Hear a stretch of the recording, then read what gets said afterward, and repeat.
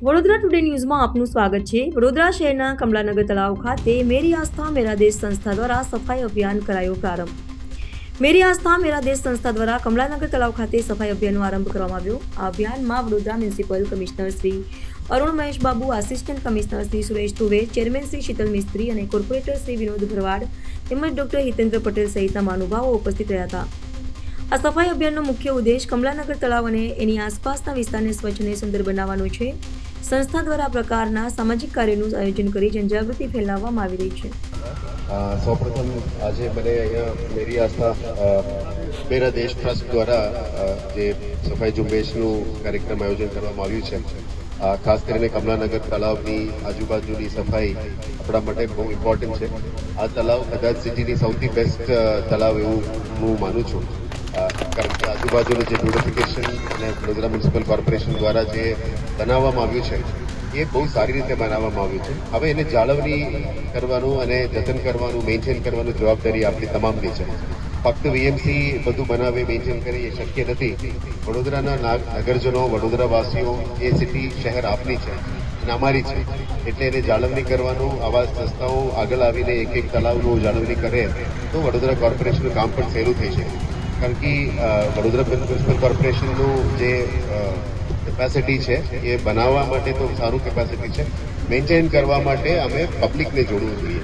એટલે પબ્લિક જવાબદારી લે ત્યારે વડોદરાવાસીઓ એક એક તળાવનું, એક એક રોડનું, એક એક ડિવાઈડરનું જવાબદારી લે તો જ આ સિટી સ્વચ્છ થઈ શકે।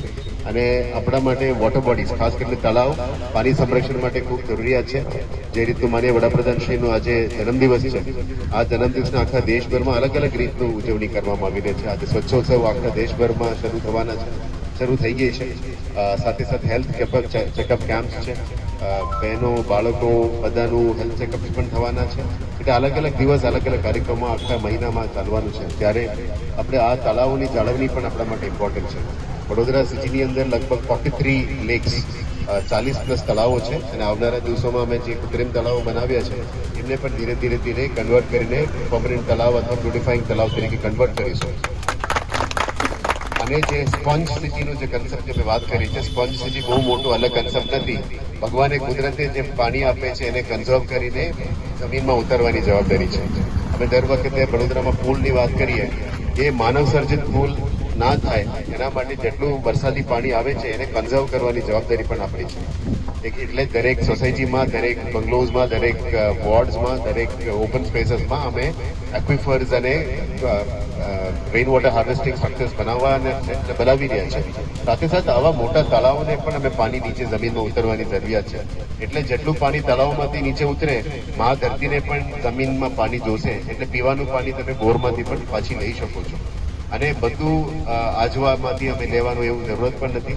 એટલે પોતપોતાના ઘરમાં રેઇન વોટર હાર્વેસ્ટિંગ સ્ટ્રક્ચર હોય, નીચે એક સંપ હોય, સોસાયટીમાં, ફ્લેટ્સમાં પીવાનું પૂરતું પાણી મળી જાય। કુદરત આપણા માટે બહુ આપી રહ્યા છે, ઘણું પાણી આપી રહ્યા છે, એને સંરક્ષણ કરવાની અને તળાવને સાફ સુથરા રાખવાની આપણી જવાબદારી છે। હું ફરી વિનંતી કરીશ, તળાવ આપણા માટે મા સમૃદ્ધ છે, મા ઇક્વલ છે।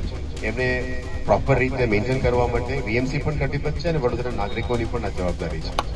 એટલે આજે જે મેરી આસ્થા મેરા દેશની ટીમ છે, આ ટીમ દ્વારા બહુ સરસ કામગીરી કરવામાં આવી રહ્યા છે। હું જોયું કે માનનીય મેયરનું પિક્ચર્સ, મારા પિક્ચર્સ, પછી સિટીના કોર્પોરેટર્સના પિક્ચર્સ બધા છે, એટલે બધાને જોડીને આપ લોકો કામગીરી કરી રહ્યા છો, એ બહુ ઇમ્પોર્ટન્ટ છે। અને હું આપને એ જ વિનંતી કરીશ, આવનારા દિવસોમાં એક દિવસ 200-300 માણસ લાવીને આ એરિયાને સાફ કરીએ, એટલે એક મોટું મેસેજ જાય। પોતપોતાના વિસ્તારના તમામ પદાધિકારીઓ પણ એમની વિસ્તારની તળાવની આજુબાજુ સાફ સફાઈ કરે, એને જતન કરે, એની પૂજન કરે, તો આ મા ધરતીનું પણ પ્રોપર સન્માનની અર્થ મળ્યું। એટલે આવનારા દિવસોમાં આ જ રીતે આગળ કામગીરી કરીશું। મારા તરફથી અને વડોદરા મ્યુનિસિપલ કોર્પોરેશન તરફથી મેરી આસ્થા મેરી દેશની ટીમને હું ફરી શુભકામનાઓ પાઠવું છું। અને આવનારા દિવસોમાં આ તળાવની જાળવણી આજની 25 વર્ષ સુધી આપણે મેન્ટેન કરવાનું છે, પણ આ પ્રોપર્ટી વીએમસીની છે, આ પ્રોપર્ટી વીએમસીની છે, એમાં કંઈ અમે કોમ્પ્રોમાઇઝ નથી કરતા, પણ આને જવાબદારીથી આપણે સાચવજો અને વડોદરા નાગરિક તરીકે આપવાનું, એ અમારા માટે મહત્વપૂર્ણ રહેશે। Thank you. જેવી રીતના કમિશનર શ્રીએ આપણાને કીધું છે કે જે વરસાદનું પાણી આવે એ તળાવની અંદર જે મે જૂન મહિનામાં જે સુકાઈ જવું જોઈએ એ ત્યારે સુકાય જ્યારે કે વોટર બોડીની અંદર જે આપણે લોકો અંદર જે કચરો નાખે છે, ડમ્પિંગ કરે છે, નીચે એ કોકરીની જેમ જામી જાય છે. તો એનાથી શું થાય છે કે પાણી અંદર જમીનની અંદર ઉતરતું નથી. અને મેરી આસ્થા મેરા દેશ ટ્રસ્ટનો મેન એમ જે છે કે તળાવની અંદર જે દેખાતું નથી, જે ડીપમાં છે, એ જ અમારે કાઢવું છે કે જેનાથી પાણી એની જાતે જે કુદરતી રીતના જે સુકાઈ જવું જોઈએ મે, જૂન, જુલાઈમાં, તો એ સુકાઈ જાય. એ હિસાબે અમે કામ કરીશું.